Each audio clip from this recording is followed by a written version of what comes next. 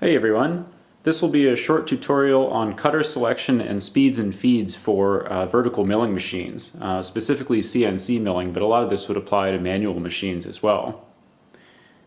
So today we're going to make this little part. It really doesn't matter, this doesn't do anything useful. I mean, it does kind of mate together sort of, but it's not important. The reason that I chose these two small pieces is because one has sort of an outside feature and one has sort of an inside feature. But when we get into the cutter selections and things, this stuff applies to almost any kind of part that has similar features. So let's start with this one. This is a very simple pocket. It's got a flat bottom and it's straight walls all the way from the bottom to the top. So this is about as basic as it gets for a milling machine task. So the first question is, how do you choose a cutter? Like if you're given this as the requirement, replicate this in aluminum using a milling machine, how do you get started? So there's all kinds of different cutters to choose from, and the thing to always keep in mind is that you want to use the largest diameter cutter that you can that will produce the correct geometry in here. So for example, if we used a really large diameter cutter like this isn't going to work because, I don't know if you can see that, the cutter diameter is actually bigger than the radius, that's at the edge of the pocket here. So if we tried to cut that with this cutter, you'd end up with too big of a radius there.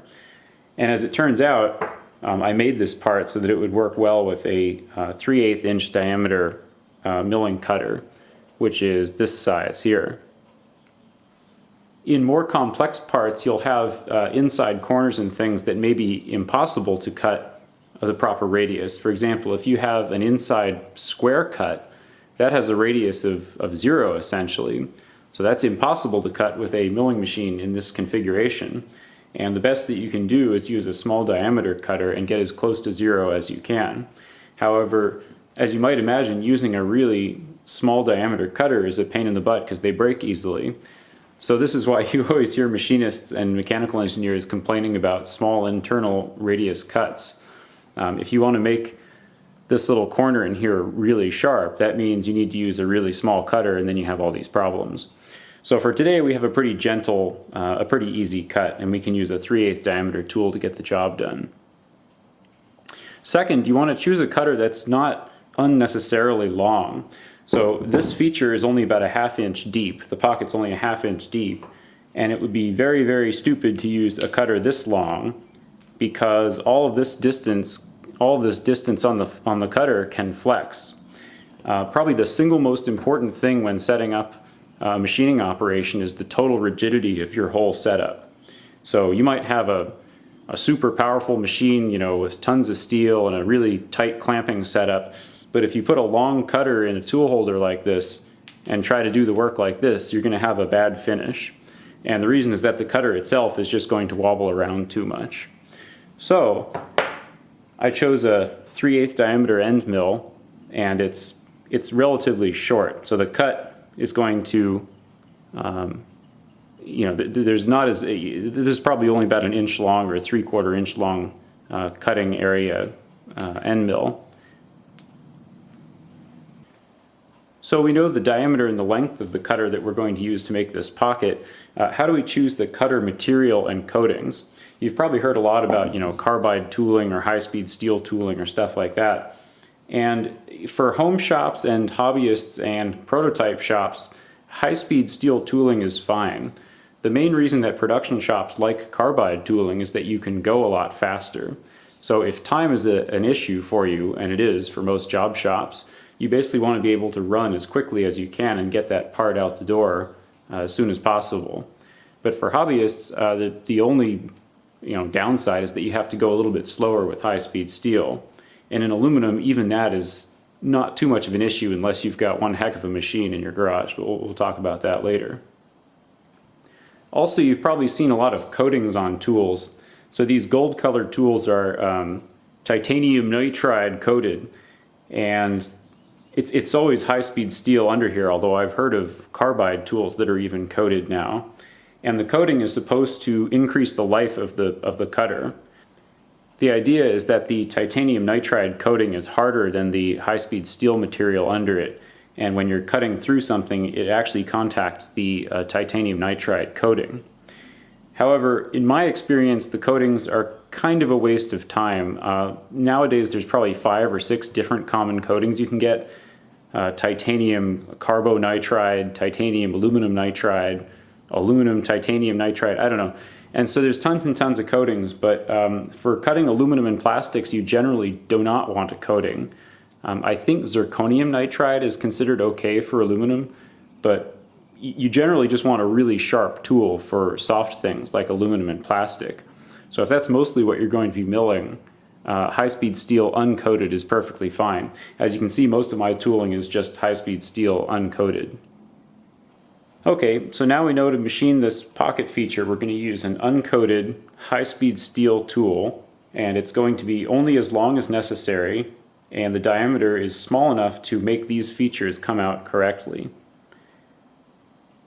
I should add that the high-speed steel tooling is cheaper than the carbide, which is of course why you'd want to use it. Otherwise, if money's no object, sure, use carbide, but there's probably some reasons why you wouldn't anyway. Carbide is more brittle, so if your setup is a little wobbly, carbide tooling is more likely to chip off. But anyway, that's kind of another story, so we'll talk about that later. So we've got the cutter set, the cutter chosen, and set up like this. Now we get to figure out how fast to spin this and how quickly to push it through the work, and also how deep it should plunge into the work for every pass. And those are sort of the main cutting parameters that you'll be putting into a CAM, a computer-aided manufacturing software, or if you're programming this manually in G-code, what you'd actually be entering directly. So since we have the cutter material selected, it's uncoated high-speed steel, and we have the stock material chosen, it's a given in this equation, it's just aluminum 6061, we can figure out how fast we want to spin the cutter in the mill, because the spindle speed depends only on the material of the cutter and the material of the work. You'd want to vary it a little bit depending if you're having like a vibration or a clamping issue, but generally it's just a material property. And the way that we figure this out is actually empirically, and you can look it up on a speeds and feeds chart. The thing that actually determines what this number is the amount of pressure developed right at the cutting edge. So if imagine you're holding a knife and you're going to push the knife through metal. The tip of the knife is the only thing that's actually doing the cutting. The rest of the knife is there just to support the edge. And the edge is so small, I mean it's so fine, that the pressure and temperature right at that cutting edge is extremely high. I mean it's high, and worse than that, you can't really use coolant to cool it down. So everything that we're talking about here is not dependent on cooling or how much flood cooling or mist cooling or whatever. The cutting speed, the spindle speed, is limited by the material selection itself. So if you take a high-speed cutter and you start going too fast, that's basically like pushing a knife so hard through your material that the edge is going to fall apart because it's experiencing too much temperature and pressure. So one thing we can do is use tungsten carbide tooling, which is actually a composite. It's particles of tungsten carbide bound together in a matrix, and very often the matrix is cobalt metal. So the tungsten carbide particles are extremely hard, but the matrix cobalt is relatively softer. So there's all kinds of different formulations. You can have different particle sizes of tungsten carbide and different ratios of matrix to particle and all that sort of stuff. And that's why some manufacturers are better at making carbide tooling than others. In any case, it's pretty interesting to notice that the limiting thing in all machining operations is typically the material of the tool.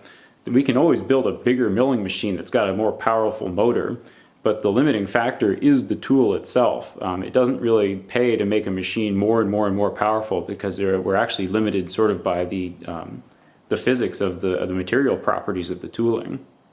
So we've got our high-speed steel tool here, and we consult the chart. This is for high-speed steel in non-ferrous materials, so aluminum. And down here it says aluminum alloys, 6061. And then for high-speed steel, it says 450 to 650 SFM. That's surface feet per minute. This is a pretty horrible set of units here, but I've noticed even like shops that deal in metric units still use SFM surface feet per minute to describe cutting parameters. In any case, what that means is at between 450 and 650 is a good range for high-speed steel cutters, for that moving edge is going through the aluminum at about 500 feet per minute. So since this is a rotating cutter, what we have to do is convert that surface feet per minute, which is a linear speed, into a rotational speed. So the formula is RPM equals surface feet per minute times 12 to get inches per minute, divided by pi times the tool diameter to get RPM. So we're dividing by the circumference of the tool, and then that all comes out. The diameter is in inches.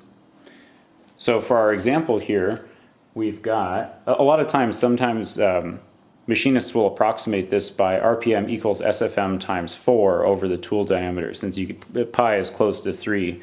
And the ranges that we're talking about are pretty big. I mean, this isn't an exact science. The reason that all these numbers are ranges is because your alloy might be slightly different, your tool might be slightly dull, the moon might be in the wrong phase. I mean, there's kind of a lot of different things that go into machining, and I'd say machining is about 80% science and 20% art, or maybe even less, and so there's a lot of things that go into it that are not hard and fast. So this comes out to be 5,095 RPM, which is actually beyond the top speed of my milling machine. So we're going to say that the RPM is going to be 3,800, which is a good comfortable speed for my machine. It's okay to go slower. What this is telling you is the maximum surface feet per minute. We can always turn the tool more slowly and then adjust the other cutting parameters to match, but you can't go faster than this without breaking down the edge of the tool prematurely. This is sort of a speed limit on how fast you can spin the tool in that material. If this were plastic, we could go much faster, because plastic doesn't present the same amount of cutting force that aluminum does. Okay, so now we know the cutter diameter, the material, this thing, the speed. Next we get to figure out how fast we actually want to push the cutter through the material. So we've got this spinning cutter here, and it's engaged into the stock, and we're going to push it in a linear direction through the material. We go back to our chart here, and it says for a tool diameter of 3/8 of an inch, if we're going to cut a slot, meaning that the cutter is completely surrounded by the stock material and we're going to be moving in a straight line. So generally, if you're going to be making a pocket, there's going to be some slotting going on, because you're starting off with a flat surface and you've got to push the cutter down into it and then start moving. There's more advanced tool paths that sort of make this easier, but for standard operations and for doing this on a manual mill for sure, you're going to be slot cutting. So this says for a slot, 3/8 inch tool diameter in aluminum, the chip load, which is a new term, is 3.8 thousandths of an inch. So we'll put that down. The chip load describes how much material is removed for every tooth on the cutter as it's going through the material. So if this thing's spinning and it's being pushed through the material, every time the cutter tooth comes around, it cuts away some of the material. And this is 3.8 thousandths of an inch. That's how thick the chip is. That's how much this thing advances for every tooth. And that number is determined by the tool manufacturer. I mean, in theory, you could go super fast. I mean, you could go incredibly fast, but what limits you is that the tool eventually breaks. So if you try to go too fast in the linear direction, sort of regardless of how quick you're spinning the tool, eventually you'll put enough force on it where it will snap off, or it will just dull, One thing that might seem a little counterintuitive is that you actually shouldn't go slower than this. In the case of determining the RPM that we want to spin the cutter, that's kind of a maximum, and we can always go more slowly if we want. But in the case of the chip load, you generally don't want to go too far below the manufacturer's recommendation. And this seems kind of strange, but what will happen is if you're not taking a big enough chip, like if this cutter is moving along and you're just sort of rubbing the surface, like you're not digging into it enough to actually cut off a good chunk of metal, what will happen is the material will try to burnish the edge. So instead of slicing off a piece, the edge of the material won't get cut. It'll actually just kind of rub along the front surface of the cutter. And what that does is it just dulls your cutter. And you'd be surprised how quickly you can dull a cutter by not pushing it hard enough. And again, it seems weird, like if you're having a vibration issue or the work isn't clamped down well enough, your instinct is to back off on the feed rate, which might help the vibration issue, but it will also cause a lot of premature cutter wear. So try to stick to this, and we'll talk about ways of reducing vibration without wimping out on the chip load. So some modern CAM softwares can take the chip load and just calculate all this stuff automatically for you, but I'll show you how to do it for the old-fashioned way if your CAM software won't. Okay, and the formula is the feed rate is the speed in RPM times the chip load times the number of cutters, or the number of edges on your cutter. So this is a 2-flute end mill, so it has 2 cutting edges. And we come up with 28.9 inches per minute. I should say, when we were choosing cutters, how do you choose how many flutes you have? So for example, this is a 4-flute end mill, and this is a 2-flute end mill. When you're cutting slots, it's generally a good idea to go with a 2-flute, and the reason is that all those chips that you're creating down in the slot have an easier time getting out if you use a 2-flute cutter, because there's just less volume of cutters kind of in the way. The downside is that you can't go as fast. So you can see from this formula, just by adding another set of flutes to the cutter, you can go twice as fast in feed rate.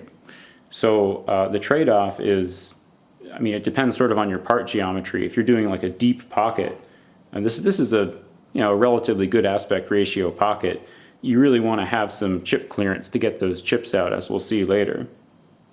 Also, another thing to be aware of is some cutters cannot go straight down into material. So this one has cutting edges that go all the way to the center, and this one does as well.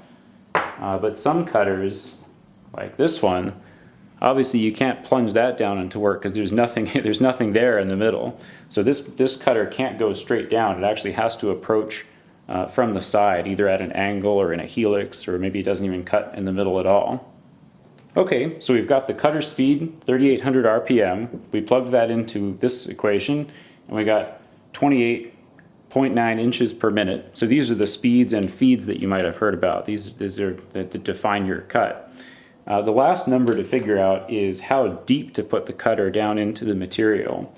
So this pocket is about a 1/2 inch deep. We could, if we wanted, just go all the way in one pass and cut it out. The problem with that is that the cutter might snap off. So imagine in the extreme, I mean, let's say you had a cutter like this, you really can't put all that cutter down into material at once and cut off, because it would just snap your cutter. So a good rule of thumb when you're doing a slot is to not plunge more than half the diameter of the cutter. So in this case, the cutter is 3/8 of an inch, or 0.375 of an inch. So it would be good not to plunge more than half of that per cut. So what we'll do is go in half, or 3/16 of an inch, and then let the chips clear basically, and then drop another 3/16 until you get down to the final depth. Now if we were to just do that over and over again, so we start off at 3/16 deep, do a cut, another 3/16 down, do another cut, and all the way to the bottom, what we'd have with are a bunch of stair steps on the wall of our cut there. Inevitably what will happen is the cutter will have some slight forces on it as it's pushing through the material, and those slight forces will make something deflect. Either the cutter itself is going to deflect, or the whole milling machine is going to move a small amount, and our surface finish is not going to be the greatest. So what we do for almost all machining operations, you would do roughing cuts first, and then a finishing cut to get a good finish and to bring it to final dimension. So what we'll do is do these 3/16 stair step cuts that purposefully cut this a little bit undersize, and then we'll come back and put the cutter all the way down to the bottom of the feature, and then cut it to the final dimension. And that last cut will only involve removing maybe 5 or 10 thousandths of an inch of material all the way around. So there'll be much less cutting load on the cutter, and there'll be less deflection, and you'll get a better finish and a more accurate, a more precise cut. So a word about coolant and cutting fluids. Generally, some materials just work a whole lot better with coolant than others. So aluminum definitely is a material that benefits from having coolant, either a mist coolant or a flood coolant. The problem with cutting aluminum is that it's just so soft and squishy that the chips aren't very good at blowing away and taking the heat with them. Instead, the chips will stick to your cutter or stick to the work itself and transfer all that heat back into the work and the cutter. And eventually you end up with sort of a global heating situation. This is different from the heating at the cutting edge that causes us to choose between high-speed steel and carbide. This global heating issue is sort of a macro scale thing, and the cutting edge is sort of a micro scale problem. If you don't have coolant of any kind, pretty much your only option is to turn down the cutting speed, and then you have to put the new RPM value back into the feed equation and step that down as well so that your chip load stays constant. And this will work pretty well. You actually can just keep turning it down until you catch up with whatever cooling you have. Even an air blast is better than nothing at all. Another thing to mention is the direction that we're going to push the cutter if it's not cutting a slot. So let's say the cutter, this represents the cutter like this, on the edge of a piece of material.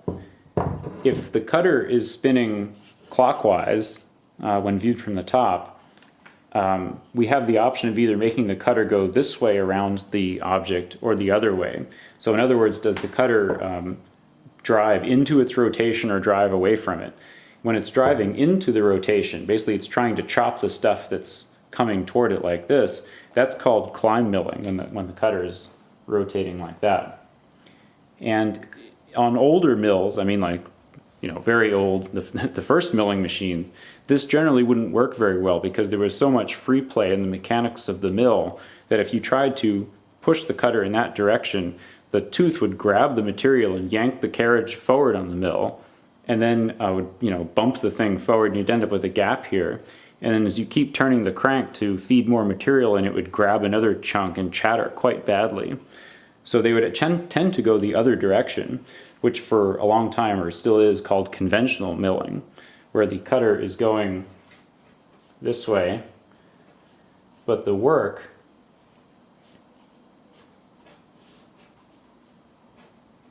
is going this way.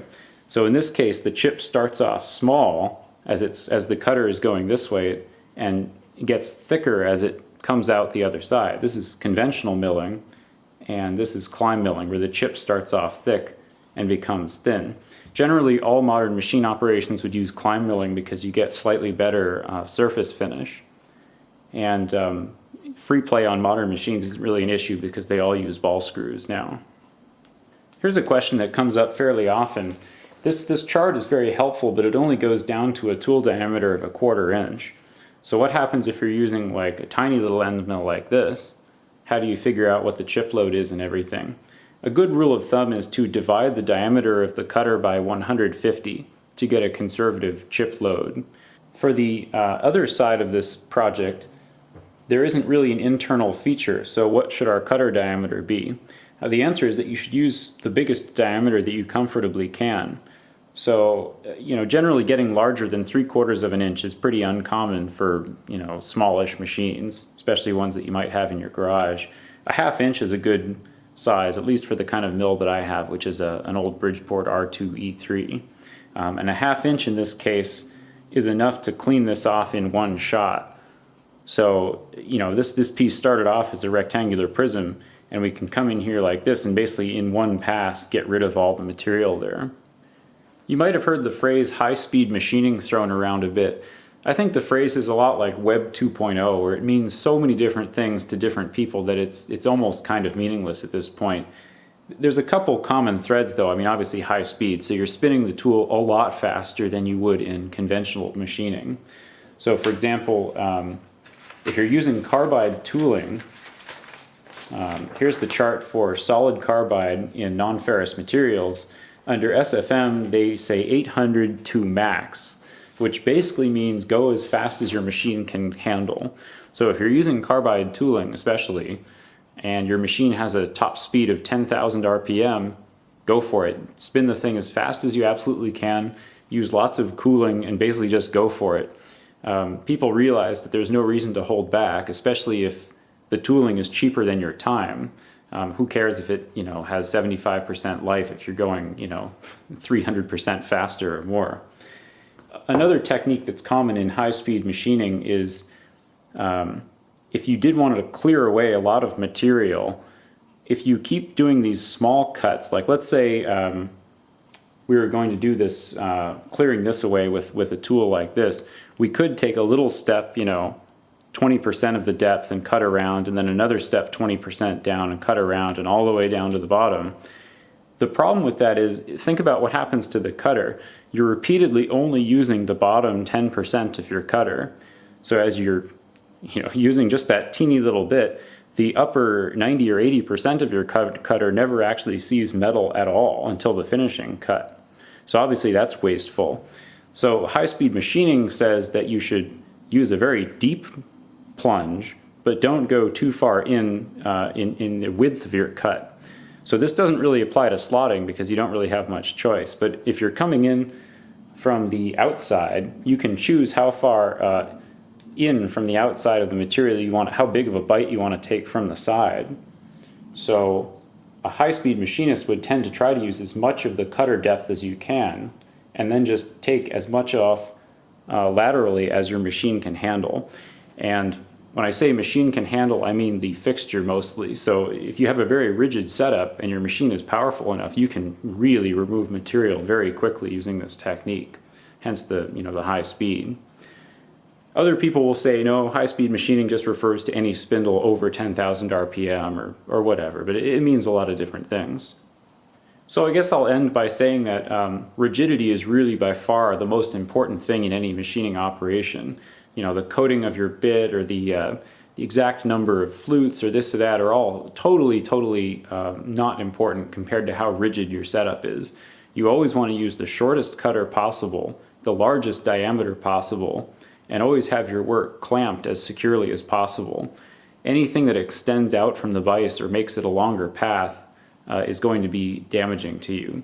And if you're choosing milling machines, it's far worthwhile to get the most rigid machine you can. Even if it's, I would almost say it'd be better to have a rigid manual machine than a flimsy CNC, but that kind of depends on what sort of materials you're cutting. You might think, oh, well, if I'm cutting small things, then rigidity doesn't matter as much, but you might be wrong. And the reason is that if you're using tiny little end mills like this, if your machine flexes a small amount, the cutter is going to break. So, if you're using a 1/4 inch cutter or bigger, you're going to have a little bit more flexibility in terms of how much your machine can flex, hardy-har. But if you're using this little guy, you basically get no second chances. So if you're cutting even in aluminum or something, and your machine is wobbling a little bit, it will eventually ruin the cutter. Okay, well, I hope that was at least somewhat helpful. I know it was kind of a brain dump and maybe not the most structured thing ever, but let me know if you guys have more questions about that, and maybe I'll do another more directed lesson if there's one topic in particular that seems useful. Okay, see you next time. Bye.